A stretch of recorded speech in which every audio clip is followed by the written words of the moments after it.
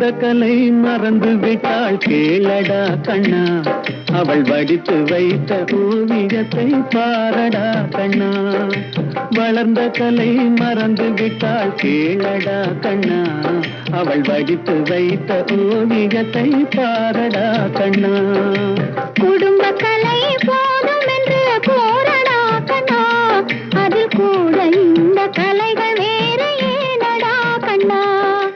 குடும்ப கலை போதும் என்று போரடா கண்ணா, அதில் கூட இந்த கலைகள் வேறு ஏனடா கண்ணா.